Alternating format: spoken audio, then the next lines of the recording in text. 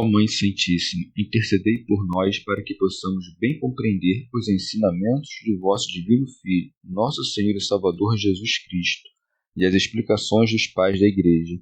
Ó Virgem Imaculada, ofereço-vos este trabalho e peço que abençoais aqueles que o ouvirem, e que seja para a maior honra e glória de Deus. Amém. Senhor onipotente, purificai o meu coração e os meus lábios. Vós, que purificastes os lábios do profeta Isaías com o carvão em brasa, e dignai-vos, por tal modo, purificar-me com a vossa misericórdia, para que possa dignamente anunciar o vosso santo Evangelho. Por Jesus Cristo, nosso Senhor. Amém. Senhor, abençoai-me. Que o Senhor resida no meu coração e nos meus lábios, para que anuncie digna e convenientemente o seu Evangelho. Amém. Evangelho de Nosso Senhor Jesus Cristo, segundo São Lucas. Cura do servo de um centurião. Quando acabou de transmitir aos ouvidos do povo todas essas palavras, entrou em Cafarnaum. Ora, um centurião tinha um servo a quem prezava e que estava doente à morte. Tendo ouvido falar de Jesus, enviou-lhe alguns dos anciãos dos judeus para pedir-lhe que fosse salvar o servo. Estes, chegando a Jesus, rogavam-lhe insistentemente: Ele é digno de que lhe concedas isso, pois ama a nossa nação e até nos construiu a sinagoga.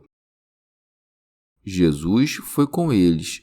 Não estava longe da casa quando o centurião mandou alguns amigos lhe dizerem: Senhor, não te incomodes, porque não sou digno de que entres em minha casa, nem mesmo me achei digno de ir ao teu encontro.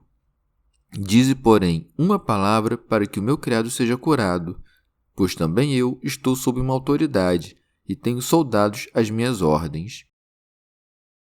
E a um digo, vai, e ele vai, e a outro, vem, e ele vem, e a meu servo, faze isto, e ele o faz. Ao ouvir tais palavras, Jesus ficou admirado e, voltando-se para a multidão que o seguia, disse: Eu vos digo que nem mesmo em Israel encontrei tamanha fé. E ao voltarem para casa, os enviados encontraram o servo em perfeita saúde. Comentários dos Pais da Igreja. Tito Bostrense. Depois de restaurar as forças de seus discípulos com os ensinamentos mais perfeitos, vai a Cafarnaum para lá operar prodígios. Por isso foi dito: quando acabou de transmitir aos ouvidos do povo todas essas palavras, entrou em Cafarnaum. Santo Agostinho. Aqui deve-se entender que Nosso Senhor não entrou na cidade antes de concluir a sua prédica, mas não está expresso quanto tempo depois de terminar o sermão entrou em Cafarnaum. Sabemos com efeito que nesse intervalo foi curado aquele leproso que Mateus aqui insere. Santo Ambrósio. De modo muito belo, depois de concluir seus ensinamentos, Nosso Senhor nos dá um exemplo de como os pôr em prática. Com efeito, mal termina o sermão e sai a caminhar. Chegam até ele para que cure o escravo de um centurião gentio. Daí segue: Ora, um centurião tinha um servo a quem prezava e que estava doente, à morte. E não nos engana o evangelista quando diz que o escravo havia de morrer. Haveria mesmo, se Cristo não o tivesse curado. Eusébio. Este centurião, por ser intrépido na guerra, fora posto no comando de soldados romanos. Como tivesse doente em casa um escravo por quem tinha especial afeição, considerou com que poder Jesus curara já outros doentes e, avaliando que não era por uma força humana que se produziam esses milagres, mandou alguns homens irem ter com ele, reconhecendo que era Deus, sem levar em conta a aparência do instrumento com que convivia entre os homens. Daí segue: tendo ouvido falar de Jesus, enviou-lhe alguns dos anciãos judeus para pedir-lhe que fosse salvar o servo. Santo Agostinho.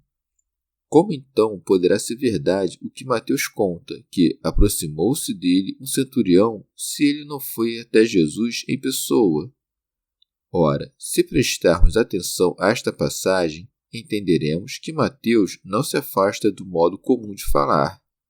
Pois, se é possível dizer que alguém chegou por intermédio de outras pessoas, tanto mais será possível dizer que por intermédio de outras pessoas alguém se aproximou. Não é absurdo, pois, que Mateus, no momento em que o centurião se aproxima de Jesus por intermédio de outras pessoas, tenha dito, por brevidade, que ele mesmo se aproximou de Jesus, em vez de dizer que mandou outros lhe entregarem seu recado. Pois, quanto maior foi sua fé, tanto mais se aproximou de Jesus. São João Crisóstomo. Como é possível que, segundo Mateus, o centurião tenha dito: "Não sou digno de que entres na minha casa", se, segundo Lucas, ele roga que vá até sua casa? Parece-me que Lucas insinua aqui as lisonjas dos judeus. É crível, com efeito, que o centurião, querendo sair ele mesmo de casa, tenha sido retido pelos judeus, que o lisonjeavam e diziam: "Nós mesmos iremos e traremos aqui". Por isso é que seus rogos são cheios de adulação, como segue. Estes, chegando a Jesus, rogavam-lhe insistentemente: "Ele é digno de que lhe concedas isso, pois ama nossa nação e até nos construiu a sinagoga".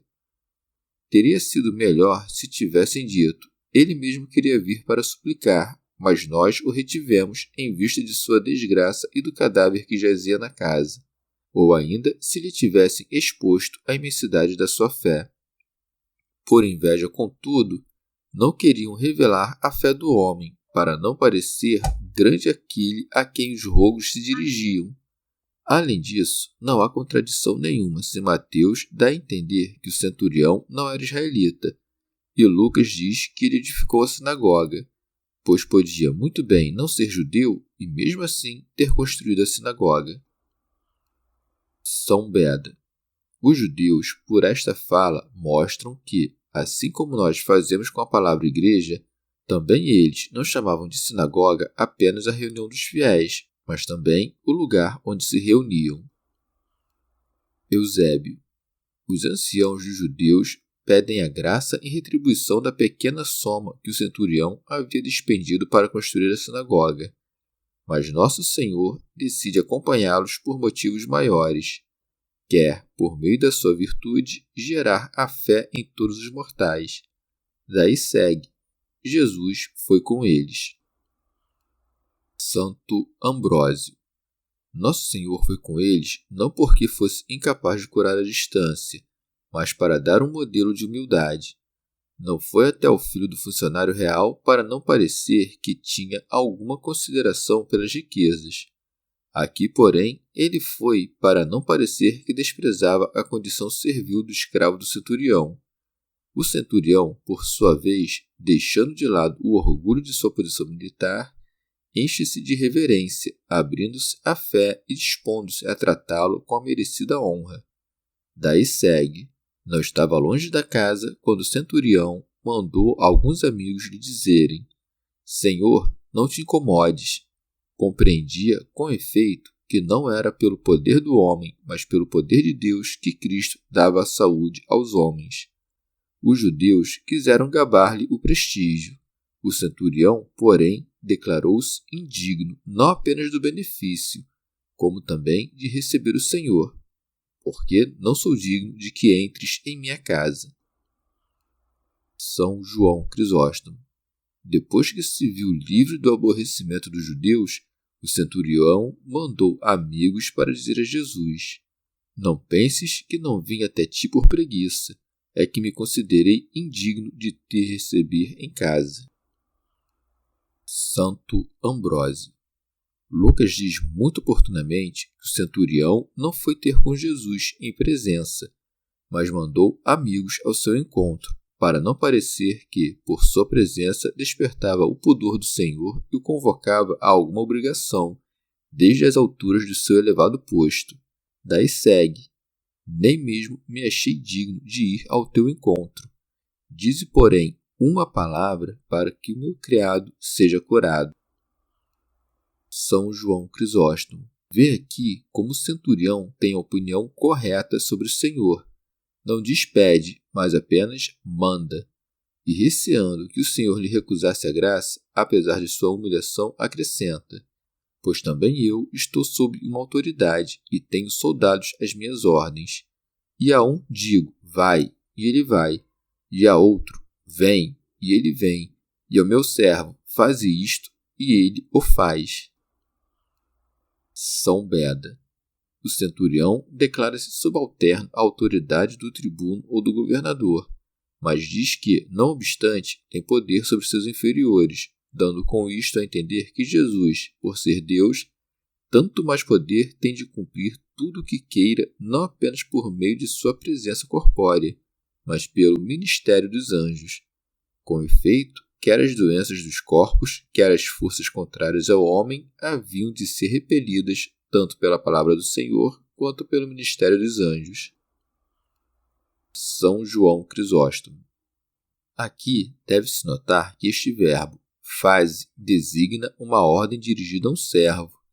Por isso Deus, ao criar o homem, não diz ao unigênito, faze, mas sim, façamos o homem, para manifestar, por meio desta forma verbal de conformidade e concordância, a igualdade entre eles. Como, portanto, percebia em Cristo um senhorio acima de todos os outros, por isso é que diz: dize uma só palavra, porque também eu digo ao meu servo. Cristo, por sua vez, não o repreende, antes lhe robustece a intenção. Daí segue. Ao ouvir tais palavras, Jesus ficou admirado. São Beda. Mas quem criara no centurião a fé, senão aquele mesmo que a admirava? E mesmo que outra tivesse criado, por que a haveria de admirar quem sabe todas as coisas de antemão? Quando, portanto, o Senhor admira, quer dizer que é para nós admirarmos. Todas essas emoções, afinal, quando aplicadas a Deus, não são sinais de perturbação na alma, mas do ensino de um mestre. São João Crisóstomo. Para que te fique bem claro que o Senhor disse isto para instruir os outros, com muita prudência o evangelista o patenteia acrescentando: eu vos digo que nem mesmo em Israel encontrei tamanha fé. Santo Ambrósio. Se leres, em Israel não encontrei tanta fé em ninguém, a compreensão é simples e fácil. Se, porém, leres, como os gregos, nem em Israel encontrei tanta fé, a fé desse homem é posta à frente até mesmo dos eleitos e dos que enxergam Deus. São Beda. Não fala aqui de todos os patriarcas e profetas do passado, mas dos homens da sua época, cuja fé é inferior à do centurião, porque foram ensinados pelos avisos da lei e dos profetas. Este homem, porém, sem que ninguém lhe ensinasse nada, creu por conta própria. Santo Ambrósio. Ao mesmo tempo em que é enaltecida a fé do amo, é fortalecida a saúde do escravo. Daí segue. E ao voltarem para casa, os enviados encontraram o servo em perfeita saúde.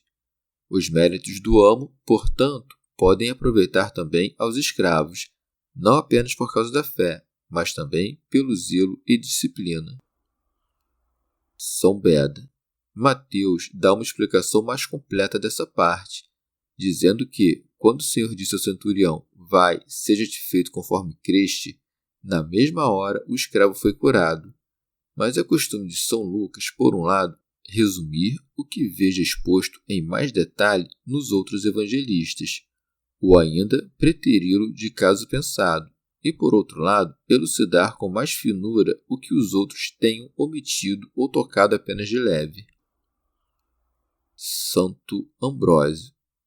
Em sentido místico, o escravo do centurião representa os povos gentios, que, presos pelas amarras da servidão mundana e doentes de letais paixões, haviam de ser curados pela graça do Senhor.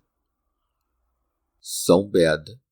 O centurião, cuja fé tem mais valor que a de Israel, representa os eleitos dentre os gentios, que, escoltados como que por uma centena de soldados, elevam-se na perfeição das virtudes celestiais. Com efeito, o número 100, que vai da esquerda até a direita, costuma ser usado como sinal da vida celestial. É necessário haver homens assim para que roguem ao Senhor pelos que ainda vivem oprimidos pelo espírito da servidão. Quanto a nós, que nascemos entre os gentios e abraçamos a fé, não podemos por conta própria chegar até o Senhor, pois não é possível vê-lo ainda em carne, mas devemos subir até ele através da fé. Enviar a Jesus os anciãos dos judeus significa ganhar, através de súplicas, como defensores, os varões eminentes da Igreja, que vão à nossa frente no caminho até o Senhor, para que intercedam pelos nossos pecados, dando testemunho do nosso desvelo na edificação da Igreja. O evangelista bem observa, aliás, que Jesus não estava longe da casa, porque a sua salvação está perto dos que o temem, e o fiel observador da lei natural tanto mais se aproxima daquele que é bom, quanto mais cumpre o bem que conhece. Santo Ambrósio. O centurião não quer que Jesus se incomode, porque deseja que aquele que o povo judeu pregou na cruz permaneça intocado por qualquer injúria da parte dos gentios. Ademais, no que diz respeito ao mistério, viu que Cristo não podia ainda penetrar o coração dos gentios. São Beda. Os soldados e escravos que obedecem ao centurião são as virtudes naturais que muitos levam em abundância quando vão até o Senhor. Teofilacto Diócrida. Ou ainda, o centurião é o intelecto, que é o capitão de muitos homens numa campanha, já que se ocupa de muitas coisas nesta vida. Tem em casa um escravo doente, a parte irracional da alma, quer dizer, a irascível e a concupiscível, e manda a Jesus como intermediário os judeus, isto é, as palavras e pensamentos da confissão, e no mesmo instante obtém a saúde ao escravo. Chegamos ao fim de mais um dia de comentários da Catena Áurea. Muito obrigado por ficarem até aqui, que Nossa Senhora derrame suas graças sobre nós e até amanhã.